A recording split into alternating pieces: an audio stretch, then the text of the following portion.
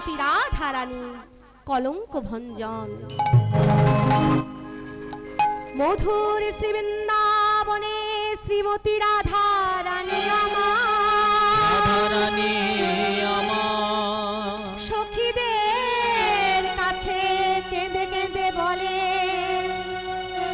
ওরে ললিতা, ওরে বিশাখা, এই জগতে লোকে কেন আমায় বলে কৃষ্ণ কলঙ্কিনী, কৃষ্ণ কলঙ্কিনী। আজ সখীরা রায়কে বলে, রায় আমাদের কাছে কেঁদে কিছু হবে না, যার জন্য তুই কলঙ্কিনী হয়েছিস তার কাছে কেঁদে কেঁদে গিয়ে বল। আজকে রাধারানী আমার তার প্রাণ বধূর কাছে কেঁদে কেঁদে বলে, ও হে আমার প্রাণ বধূ অহল্যা, তারা, কুন্তী, দ্রৌপদী, মন্দোদরী, এই পঞ্চম কন্যা সারে সর্বপাপ বিনাশনা, সর্বপাপ বিনাশনা। লোকের মুখে শুনেছি যে প্রভাত কালে আজকে বিছানা ত্যাগ করার আগে যদি ওই 5 রমণীর নাম নেওয়া যায় তাহলে নাকি দিনটা ভালো যায়। আচ্ছা বলতে পারো বধূ, আমি তোমার ওই চরণে কি এমন অপরাধ করেছি? তোমায় ভালোবেসে আমি কি এমন অপরাধ করেছি যে জগতের লোকের কাছে শুধু আমায় একা কলঙ্কিনী হতে হবে? অহল্যা, তারা, কুন্তী, দ্রৌপদী, মন্দোদরী এরা কিন্তু কেউ সতী ছিল না, এরা সবাই অসতী, কিন্তু তোমার নামের গুণে এরা আজকে সতী হয়েছে। তাহলে ওরা যদি তোমার নামের গুণে সতী হতে পারে, আমি তোমায় ভালোবেসে কি এমন অপরাধ করেছি যে জগতের লোকের কাছে আমায় একা কৃষ্ণ কলঙ্কিনী হতে হবে? অহল্যা কেন অসতী ছিল? অহল্যা ছিলেন গৌতম ঋষি পত্নীর স্ত্রী। তো গৌতম ঋষি স্ত্রী পত্নী, তাই তো? তা অহল্যা কেন অসতী হলো? দেবতাদের রাজা দেবরাজ ইন্দ্র একদিন অহল্যাকে দেখা মাত্র তার প্রতি আকৃষ্ট হলেন। আজকে তাকে দর্শন করায় তার মাথায় একটাই চিন্তা যে কেমন করে সে আজ অহল্যাকে একদিনের করেও পাবে। তার মাথায় ঘুরপাক খেতে চায়, কি করে উপায়। তা তিনি একদিন খবর পেলেন যে গৌতম ঋষি প্রত্যেক দিন প্রাতঃকালে নদীতে স্নান করতে যায়। মুনি ঋষি তিনি তো প্রাতঃকালে স্নান করবেন, আমাদের মতন তো ঘোর সংসারী নয় যে দুপুর বেলায় স্নান করবে। তিনি আরো খবর পেলেন যে প্রত্যেক দিন ওই রাম পাখির দল, হ্যাঁ গো বাবা, সত্য যুগে রাম পাখির দল, এই কলিযুগে কি কাকে বলা হয়? সত্য যুগে রাম পাখির দল যে ডাক দিত, তা কলিযুগে কোন পাখি? কলিযুগে কোন পাখি?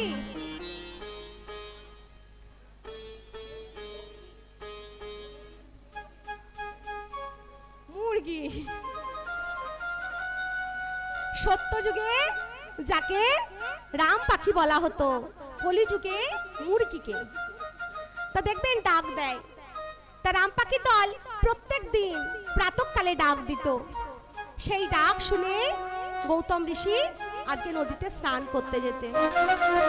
তখনকার দিনে তার মোবাইল ঘড়ি ছিল না, এই রকম সময়ই দেখতেন, অনুমান করতেন। তা যখন খবর পেলেন দেবরাজ ইন্দ্র, সঙ্গে সঙ্গে রাম পাখির দলের কাছে গেলেন, গিয়ে বললেন, রাম পাখির দল শোনো, আমি তোমাদের আদেশ করছি, তোমরা আজকে প্রাতঃকালে ডাক দেবে না। কখন ডাক দেবে? মধ্যরাত্রিতে। রাম পাখি দল বলছে, কেন? তা কেন দেবো? আমরা তো প্রাতঃকালে ডাক দিই, তাহলে আজকে কেন আমরা মধ্যরাত্রিতে ডাক দেব? আমি বলছি, তুমি জানো না এই রাজ্যের রাজা আমি? তুমি যদি আমার আদেশ অমান্য করো তাহলে তোমাকে আমরা এই রাজ্য থেকে বিতাড়িত করব। রাম পাখির দল ভয় পেয়ে গেল। আজকে ভয় পেয়ে আজকে বলছেন, বেশ তাই হবে। আজকে রাম পাখির দল সময় মতন মধ্যরাত্রিতে ডাক দিয়েছে। তা মধ্যরাত্রিতে ডাক দেয় বাবা। গৌতম ঋষি বিছানা ত্যাগ করে উঠে আজকে অহল্যাকে বলছে, অহল্যা, অহল্যা, আমায় তৈল দাও, আমি স্নানে যাব। অহল্যা বলছে, না স্বামী, আপনি শুয়ে পড়ুন, এখনো মধ্যরাত্রি। না অহল্যা, তুমি আমার তপস্যার ভঙ্গ করছো। তুমি দেখলে না রাম পাখির দল ডাক দিয়েছে, তুমি আমায় তৈল দাও, আমি স্নানে যাব। অহল্যা তৈল দিল। তৈল দিয়ে গৌতম ঋষি স্নান করতে চলে গেলেন। কিছুক্ষণ বাদে দেবরাজ ইন্দ্র গৌতম ঋষির রূপ ধারণ করে অহল্যা দোরগোড়ায় ডাকে, অহল্যা, অহল্যা, অহল্যা, দরজা খোলো। অহল্যা ভাবছে, এ কি, আমার স্বামী এক্ষুনি গেল, আমার এই মাত্র চলে এলো। তাড়াতাড়ি গিয়ে দরজা খুলে বলছে, এ কি স্বামী, আপনি গেলেন আর চলে এলেন? হ্যাঁ, আপনার স্নান হয়ে গেল? দেবরাজ ইন্দ্র যে আজকে তার রূপ ধারণ করে এসেছে বলছে, আসলে অহল্যা কি হয়েছে জানো, আমি যাচ্ছিলাম, তা আমার মনটা বড় বিচলিত, মনটা বড় অশান্ত হয়ে আছে। অহল্যা, তোমার সঙ্গ আমার খুব দরকার, তাই তুমি আমাকে শান্ত করতে পারবে। স্বামী স্ত্রী এই বলে তারা দুজনে কুটিরে প্রবেশ করলো। এদিকে কিছুক্ষণ বাদে আসল গৌতম ঋষি দেখেছে এখনো মধ্যরাত্রি, এখনো সকাল হয়নি। তিনি আবার কি করেছে, গৃহে ফিরে এসছে। গৃহে ফিরে এসে দরজায় কড়া নেড়ে বলছে, অহল্যা, অহল্যা, অহল্যা, দরজা খোলো। অহল্যা ভাবছে, কি, আমার স্বামী আমার সঙ্গে শুয়ে আছে, তাহলে ঘরে ডাকছে কে দরজায়? যাই তো একবার দেখি। দরজা খুলে দেখছেন তার স্বামীর রূপ। তিনি বা কি করে জানবেন যে তার স্বামীর নকল করে দেবরাজ ইন্দ্র এসেছে? আজকে বলছে, কি, আপনি কে? আপনি আমার স্বামীর রূপ ধরে স্বামীর নকল করে এসেছেন, আপনাকে তো আমি চিনি না। গৌতম ঋষি অবাক। অহল্যা, তোমার হলো কি? হ্যাঁ, অহল্যা, তুমি আমায় চিনতে পারছো না? আমি তোমার স্বামী, আমি তোমার ঋষি, তুমি বিশ্বাস করো। অহল্যা বলছে, না না না, আপনি যদি আমার স্বামী হবেন তাহলে আমার সঙ্গে ঘরের ভেতরে এক বিছানায় কে আছে? গৌতম ঋষি অবাক। আমি বাইরে রয়েছি, তাহলে অহল্যার সঙ্গে ভেতরে কে? যাই তো একবার দেখি। তা ভেতরে প্রবেশ করে আজকে যখন দেখছে, অহল্যাকে বলছে, অহল্যা, কেউ তো নেই। কি করে দেখবে? যখন গৌতম ঋষির ডাকা শুনেছে, দেবরাজ ইন্দ্র কি করেছে, তার নিজের রূপ পাল্টে দিয়ে মুশিক রূপ ধারণ করে দরজার কোণায় লুকিয়ে আছে। মুশিক মানে কি বাবা? ইঁদুর। তাহলে ইঁদুরা কোথায় থাকে? দরজার কোণায় কোণায়। তা দরজার কোণে লুকিয়ে আছে, কারণ তিনি জানেন যে গৌতম ঋষি যদি একবারে জানতে পারে তাহলে ভস্ম করে দেবে। তা যখন গৌতম ঋষি ঘরে প্রবেশ করে দেখছে কেউ নেই, অহল্যাকে বলছে, অহল্যা, এ কি, কই, তুমি যে বললে তোমার সঙ্গে বিছানায় কে শুয়ে আছে, কই, কেউ তো নেই, কাউকে তো আমি দেখতে পাচ্ছি না। যখন এই কথা বললে অহল্যা বলছে, বিশ্বাস করুন স্বামী, আমার সঙ্গে এই বিছানাতেই ছিল। গৌতম ঋষি বলছে, বেশ, আমি পরীক্ষা করছি। তা কুমণ্ডলার জল হাতে নিয়ে, ঋষি মানুষ, ক্ষমতা কত, আজ কুমণ্ডলার জল হাতে নিয়ে বলছে, কে তুই মূর্খ, কে তুই পাষণ্ড, আমার রূপ ধারণ করে আমার ঘরে প্রবেশ করেছিস? তুই বেরিয়ে আয়, না হলে তোকে আমি ভস্ম করে দেব। যেই নাই কথা বলেছে, গৌতম ঋষি কি করেছে, দেবরাজ ইন্দ্র কি করেছে, মুশিক রূপ থেকে তার নিজের রূপ ধারণ করে ভয়ে বেরিয়ে এসেছে। বেরিয়ে যখন এসেছে, আজকে গৌতম ঋষি দেখে অবাক। এ কি, দেবরাজ ইন্দ্র আপনি? ছি ছি ছি ছি ছি, আপনি এই রাজ্যের রাজা, আপনি এরকম করতে পারলেন? আমি অভিশাপ দিলাম যে জনির জন্য আপনি লালায়িত, আজকে যে জনির জন্য আপনি খারাপ কর্ম করেছে, আমি অভিশাপ দিচ্ছি আপনার সর্ব অঙ্গে জনির চিহ্ন হোক। গুরুবাক্য লঙ্ঘন করার নয়, সঙ্গে সঙ্গে দেবরাজ ইন্দ্রের সর্ব অঙ্গে জনির চিহ্ন হয়ে গেল। আর অহল্যাকে বললেন, অহল্যা, তুমি কেমন স্ত্রী? তোমার পাশে তোমার স্বামী শুয়ে আছে না অন্য পুরুষ শুয়ে আছে, তুমি নিজে বুঝতে পারছো না? হ্যাঁ, তুমি কেমন স্ত্রী? শোনো, তুমি তো পাষাণের মতো, পাষাণকে যেমন হাত দিলে স্পর্শ করলে তার কোনো অনুভূতি হয় না, ঠিক তুমিও তাই। তাই তোমাকে আমি অভিশাপ দিলাম, তুমি পাষাণে পরিণত হও। অহল্যা কিন্তু পাষাণী হয়েছিল তার স্বামীর অভিশাপে। তা গৌতম ঋষি কি করলেন? গৌতম ঋষি যখন এই অভিশাপ দিলেন, দেবরাজ ইন্দ্র সাদা চাদর মুড়ি দিয়ে জঙ্গলে লুকিয়ে রইলেন। তা আজকে দেবতাদের রাজারা বিপাকে পড়ল, দেবরাজ ইন্দ্র যদি রাজ্য পরিচালনা করতে না পারে তাহলে আমাদের রাজ্যের হবে কি? তাহলে একটা তো উপায় বের করতে হবে। তারা তখন গৌতম ঋষির কাছে এলেন। ঋষিবরকে বললেন, ঋষি আমি জানি আমাদের রাজা খারাপ কর্ম করেছে, তাই তো তার শাস্তির ব্যবস্থা হয়েছে। কিন্তু ঋষি, উনি ছাড়া যে এই রাজ্য চলবে না, এমন কোনো শাস্তির ব্যবস্থা করুন যাতে একটু কম শাস্তি হয়। গৌতম ঋষি তখন বলেছিলেন, বেশ, সহস্র জনির বদলে আমি সহস্র লোচন করলাম। দেখবেন বাবা, দেবরাজ ইন্দ্রের 1000টা চোখ, আমাদের তো 2টো চোখ, দেবরাজ ইন্দ্রের 1000টা চোখ। তা এই হলো অহল্যার অসতী হওয়ার কারণ। আর কে? তারা। তারা কে ছিলেন? আগেই বলেছি, গুরুপত্নীকে হরণ করায় তারা চন্দ্র দেবতা রূপে আকৃষ্ট হয়েছিলেন, তাই তারাও অসতী। আর কে ছিলেন? মন্দোদরী। মন্দোদরী কে ছিলেন বাবা? মন্দোদরী ছিলেন রাবণের স্ত্রী। তা রাবণ যখন মারা যায়, বধ হয়, তখন বিভীষণ লঙ্কায় বসে। তা বিভীষণ লঙ্কায় বসার পর আজকে তার বৌদিকে বিবাহ করেছিলেন, তাই দ্বিতীয় বিবাহ করেছিলেন বলে আজকে মন্দোদরীও অসতী। আর ছিলেন কুন্তী। কুন্তীকে? কুন্তী হলেন পঞ্চম পাণ্ডবের জননী। তিনি কেন অসতী হলেন? তিনি 5 পাণ্ডবের মা হওয়া সত্ত্বেও কুমারী অবস্থায় তাদেরই বড় ভাই কর্ণের জন্ম দিয়েছিলেন। হ্যাঁ গো বাবা, কুমারী অবস্থায় কোনো মেয়ে যদি সন্তানের জন্ম দেয়, সমাজ কি তাকে ভালো চোখে নেবে? নেবে না। তাই সেও অসতী। আর বাকি রইল দ্রৌপদী। দ্রৌপদী কে ছিলেন? দ্রৌপদী ছিলেন পঞ্চম পাণ্ডবের স্ত্রী। তিনি কেন অসতী হয়েছিলেন? এই দ্রৌপদীর একটা ছোট্ট ঘটনা আছে। দ্রৌপদী একদিন বনবাসে থাকাকালীন একটা বৃক্ষের নিচে বসে আছে, আর নকুল সহদেব তীর চালাচ্ছে। তা যে বৃক্ষটার নিচে বসে আছে, সেই বৃক্ষটাতে প্রত্যেকদিন একটি করে ফলন্ত আম থাকে। তা সেই ফলন্ত আমটা হলো একটা সাধুর আহার। তা নকুল সহদেব কি করেছে?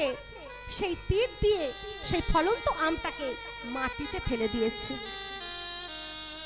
সখা কৃষ্ণ এসে বলছে, নকুল সহদেব, এ কি করলে তোমরা? তোমরা জানো ওই ফলটা একটা সাধুর আহার, ওই ফলটা খেয়ে সারাদিন ওই সাধুটা বেঁচে থাকে। তুমি যে তার ফলটাকে ফেলে দিলে, তুমি তো অভিশাপে পড়বে, তুমি তো কোপে পড়বে। সঙ্গে সঙ্গে যুধিষ্ঠির, ভীম, অর্জুন সবাই ছুটে আসে, বলে, সখা এর কি কোনো উপায় নেই? ও তো ভুলবশত করে ফেলেছে। আছে, উপায় আছে, তবে তোমরা কি পারবে? কেন পারবো না? নিশ্চয়ই পারবো, চেষ্টা করলেই পারবো। বলো কি করতে হবে? আমার গোবিন্দের যা যা লীলা, সবই তো তিনি লীলার মাধ্যমে করেছেন, যা যা ঘটনা ঘটিয়েছেন। তা তিনি কি করলেন? একটা পরীক্ষা করলেন। বললেন, শোনো পঞ্চপাণ্ডব আর দ্রৌপদীকে, বললেন, তোমরা যদি তোমাদের জীবনের সত্য ঘটনা এক এক করে বলতে পারো, তাহলে এই মাটির ফল আবার ওই মগ ডালে লেগে যাবে। সবাই বললেন, বেশ, বলবো, তাই হবে। ছোট থেকে বড়, নকুল, সহদেব, অর্জুন, যুধিষ্ঠির, ভীম একে একে তাদের জীবনের সত্য ঘটনা বলতে থাকে। আর মাটির আমটা আস্তে আস্তে আস্তে আস্তে ঠিক মগ ডালের দিকে উঠতে থাকে। ঠিক আর একটু বাকি আছে, এরপর দ্রৌপদীর পালা। দ্রৌপদীকে বলেছে, সখা কৃষ্ণ, দ্রৌপদী তুমি প্রস্তুত তো? হ্যাঁ, বলো কৃষ্ণ, আমি প্রস্তুত। বেশ। দ্রৌপদী কি করেছে? তার জীবনের সত্য ঘটনা এক এক করে বলতে শুরু করেছে। আমও ঠিক মগ ডালে লাগবো লাগবো হয়ে এসেছে। হঠাৎ বলতে বলতে দ্রৌপদী চুপ করে গেল। সখা কৃষ্ণ বলছে, দ্রৌপদী তোমার বলা হয়ে গেছে?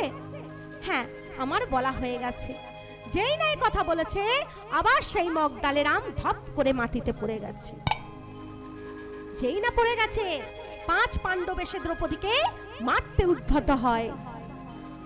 শ্রীকৃষ্ণ বলছে, দাঁড়াও দাঁড়াও, কি করছো, দাঁড়াও, আমি দেখছি। দ্রৌপদী, তুমি কি করলে? তুমি কি আমাদের কোনো ঘটনা লুকিয়েছো?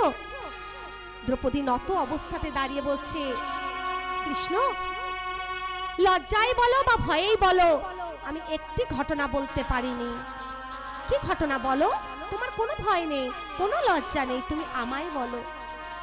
জানো কৃষ্ণ, আমার 5 পাণ্ডব থাকা সত্ত্বেও আমি তাদেরই বড় ভাই কর্ণকে ভালোবেসেছি। তাই গৌর হরি বল, হরি বল, হরি বল। তাহলে দেখুন বাবা, 5 পাণ্ডব স্বামী থাকা সত্ত্বেও কেউ যদি পরপুরুষকে ভালোবাসে, তাকে কি কেউ সতী বলবে? বলবে না। তাই রাধারানী আমার তার সখীদের বলছে, তার বধূকে বলছে, অহল্যা, তারা, কুন্তী, দ্রৌপদী, মন্দোদরী, এরা কিন্তু কেউ সতী ছিল না, এরা সবাই অসতী। শুধু তোমার নামের গুণে এরা সতী হয়েছে। তাহলে ওরা যদি তোমার নামের গুণে সতী হতে পারে, তাহলে আজকে আমি একা কেন কলঙ্কিনী হব? তা যেই না এই কথা বলেছে বধূকে, শ্রীকৃষ্ণ আবার বলছে, রাধে, তুমি কোনো চিন্তা করো না, তুমি গৃহে ফিরে যাও, আমি খুব অচিরাত তোমার কলঙ্ক মোচন করব। আজকে রাধারানী আমার গৃহে সমাজে পেরিয়ে গিয়ে সখী সমাজের মাঝে বসে আজকে সখীদিকে বলছে, সখী রে, দেখ আমার কত জ্বালা, কত যন্ত্রণা, হ্যাঁ, আমি মন খুলে একটু হা কৃষ্ণ প্রাণ কৃষ্ণ বলেও কাঁদতে পারি না। আমার যখন মনে হয় হা কৃষ্ণ প্রাণ কৃষ্ণ বলে কাঁদবো, তখন আমি কি করি জানিস? ওই যে কাঠের উনুনে জ্বলছে, ওই উনুনে আমি জল ঢেলে দিই। আর জল ঢেলে দিলে কি হয়? ধুয়ো হয়। আর ধুয়ো হলে চোখ কচালে, তখন আমি হা কৃষ্ণ প্রাণ কৃষ্ণ বলে কাঁদি। আমার ঘরে শাশুড়ি আছে, ননদি আছে, আমি প্রাণ খুলে কাঁদতে পারি না। জানিস ললিতা, আমার কত জ্বালা। আমি যখন রাস্তা দিয়ে পেরিয়ে যাই, তখন ওই বিবাদিনীরা আমায় দেখে বলে, ওই যাই কৃষ্ণ কলঙ্কিনী, ওই যাই কলঙ্কিনী, ওই যাই কৃষ্ণ কলঙ্কিনী। জানিস ললিতা, আমাকে যতবার ওরা কৃষ্ণ কলঙ্কিনী বলে, তাতে আমার কোনো দুঃখ নেই। কারণ ওরা যতবার আমায় কৃষ্ণ কলঙ্কিনী বলে, ততবার আমি আমার অমিয় মাখা বধূর নাম খানি শুনতে পাই। কিন্তু আমার কখন কষ্ট হয় জানিস? যখন ওরা আমার বধূকে ভালোবাসে না, যখন ওরা আমার বধূকে পর ভাবে, যখন ওরা আমার বধূকে হিংসা করে, তখন আমার বড় কষ্ট হয়। ললিতা জানিস তখন আমার কি মনে হয়? তখন আমার মনে হয় ওদের আমি অভিশাপ দেব। ললিতা বলছে, অভিশাপ দিবি? কি অভিশাপ দিবি? কি অভিশাপ দেব জানিস? শোন তাহলে। আমায়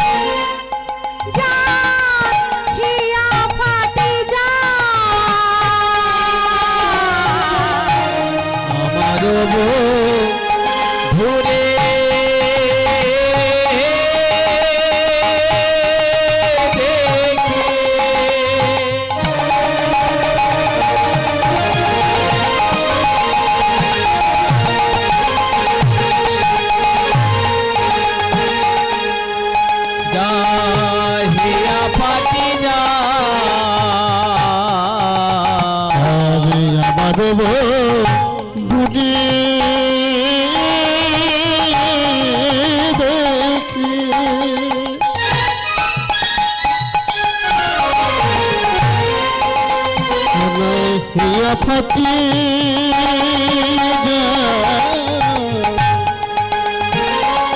সন্ধ্যাকালে সন্ধ্যামণি পড়ে তার মাথা, সন্ধ্যাকালে সন্ধ্যামণি পড়ে তার মাথা, তাদের মাথায় যেন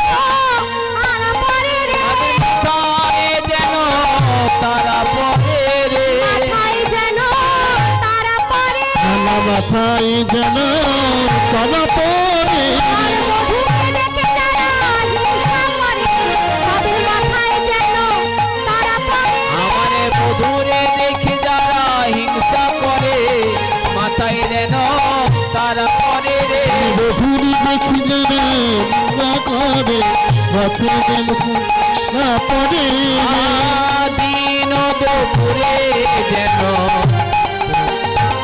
আর দিন রাতে যেন তুমি তার মাথা এ আবার কি রায়? হ্যাঁ, এটা কোনো অভিশাপ হলো? এটা ঠিক হলো না। আজকে রাধারানী বলছে ঠিক ললিতা, এই অভিশাপটা ঠিক হলো না, আমি আরো অভিশাপ দেব। আরো অভিশাপ দিবি? কি অভিশাপ দিবি? আমারও বধূকে দেখে যে বা ভাবে আমার বধূরে দেখে এ ভাবাবে আরে আমার বধু দেখে দিন দুপুরে যেন পড়ে তাদের ঘর। দিন দুপুরে যেন পুরে তাদের ঘর দুপুরে যেন পরে তাদের ঘরে যেন আগুন লাগে রে, যেন আগুন লাগে রে ঘরে যেন আগুন লাগে রে। ঘরে যেন আগুন লাগে আর বধূকে দেখে যারা হিংসা করে ঘরে যেন আগুন লাগে রে। আমার বধূরে দেখে যারা হিংসা করে ঘরে যেন আগুন লাগে রে বধুরে জানে নীলা পরি ঘরের বাদে লাগে দিন